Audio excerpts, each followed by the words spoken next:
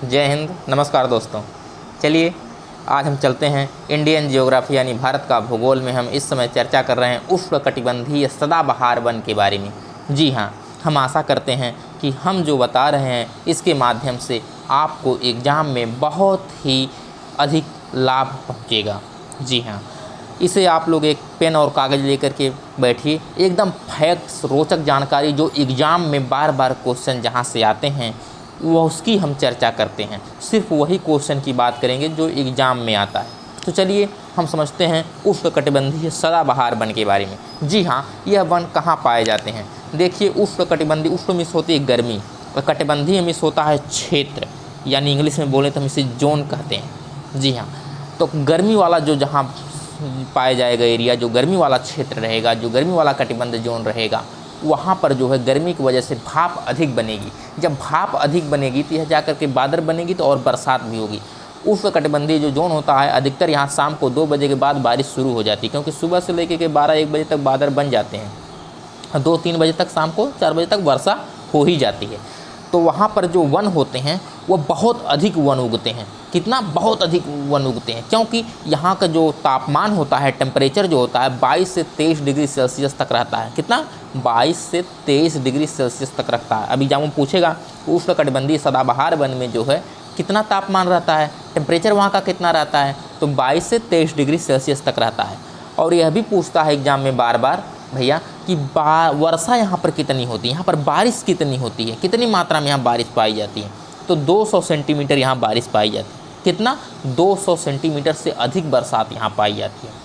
यदि हम पूरे पृथ्वी पर देखें, ग्लोब पर, तो सबसे अधिक वर्षा जहाँ होती है वह उस उष्णकटिबंधीय क्षेत्र में ही होती है।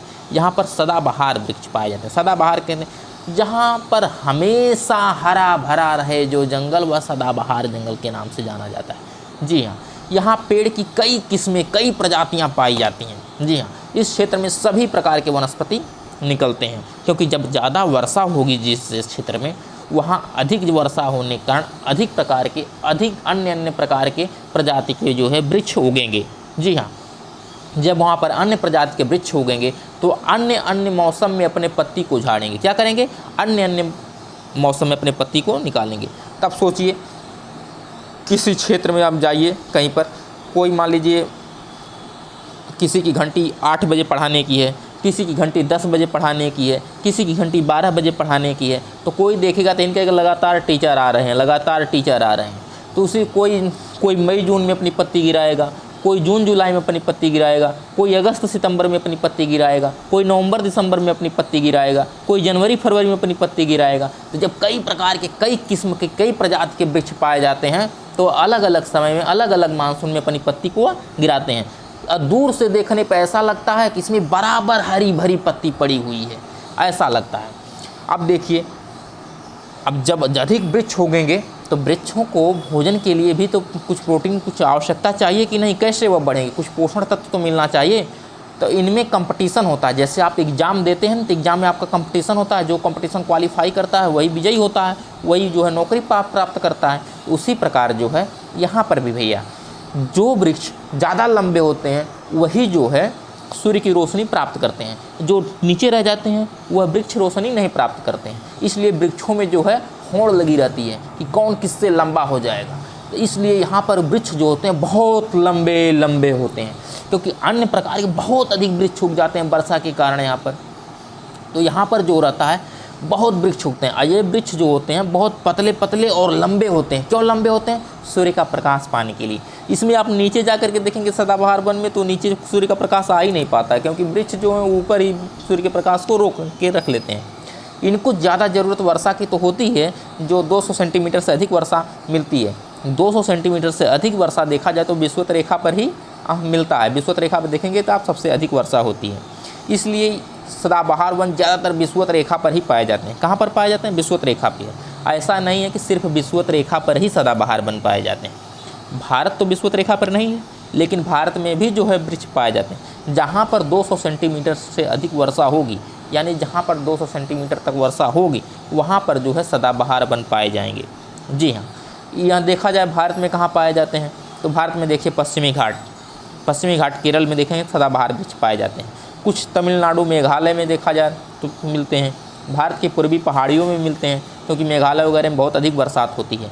अंडमान निकोबार में देखा जाए तो मिलता है सदाबहार वृक्ष। ऐसे यहाँ पर ह्यूमस की मात्रा भी बहुत अधिक, क्योंकि जितने पत्ते उत्ते गिरते हैं, सड़ते हैं, वर्षा होती ही रहती है, इसलिए ह्यूमस की मात्रा यहाँ पर बहुत अधिक होती है। समझ लीजिए भैया, आप समझ लीजिए कि यहाँ पर कौन कौन से वृक्ष पाए जाते हैं इसके बारे में एग्जामों में यही पूछता है कि इसमें से कौन सा वृक्ष किस कटिबंध में पाए जाते हैं। तो इसमें देखा जाए तो रोजवुड, रोजवुड क्या है, ज़्यादातर रोजवुड पाए जाते हैं, रोजवुड नाम के, रोजवुड। इसके बाद देखा जाए आयरनवुड, आयरनवुड भी बहुत ज़्यादा पाए जाते हैं। एग्जामों में बार बार महोगनी वृक्ष के बारे में पूछता है। यह जो है उष्णकटिबंधीय क्षेत्र में ही पाए जाते हैं जहाँ पर 200 सेंटीमीटर से अधिक की वर्षा होती है, जिसका टेम्परेचर 22 से 23 डिग्री सेल्सियस तक रहता है। महोगनी, महोगनी बार बार एग्जाम में पूछा है। अबुनुस, क्या है, अबुनुस वृक्ष पाया जाता है। यह लकड़ियाँ बहुत कठोर होती हैं, कठोर मतलब बहुत मजबूत होती हैं ये लकड़ियाँ, जिस वजह से इनका आर्थिक दोहन करना बहुत कठिन होता है। आर्थिक दोहन करना बहुत कठिन होता है। इसे वर्षावन भी कहते हैं क्योंकि उष्णकटिबंधीय में वर्षावन भी इसे कहा जाता है। एक उष्णकटिबंधीय पर्णपाती वन होते, इसका देखेंगे आप ना तो 100 से 200 सेंटीमीटर तक वर्षा होती है। यहाँ का टेम्परेचर जो होता है, यहाँ का टेम्परेचर 25 डिग्री सेल्सियस तक रहता है। कितना, 25 डिग्री सेल्सियस तक रहता है। यहाँ गर्मी ज़्यादा पड़ जाती है और पानी कम पड़ता है। भारत में सबसे अधिक देखा जाए तो पतझड़ वाले वन देखने को मिलते हैं। इनमें पतझड़ का मौसम एक साथ आ जाता है, जिसे मौसमी वृक्ष के नाम से भी जानते हैं। और इस प्रकार के वन को आर्थिक विदोहन सर्वाधिक होता है। और इसमें भी पूछता है कि कौन सा वन है, कौन सा वृक्ष होता है जो उष्णकटिबंधीय पर्णपाती वन कहलाता है। तो इसमें देखेंगे आप लोग तो गांव में जैसे यूपी बिहार में बहुत अधिक मिल जाता है। शीशम मिल जाएगा, सागवान मिल जाएगा, साल मिल जाएगा, जामुन मिल जाएगी, आम वगैरह मिल जाते हैं। तो ऐसे बहुत से वृक्ष हैं जो पतझड़ के समय पूरी पत्ती झाड़ देते हैं। इन्हें हम जो है उष्णकटिबंधीय पर्णपाती वन के नाम से जानते हैं।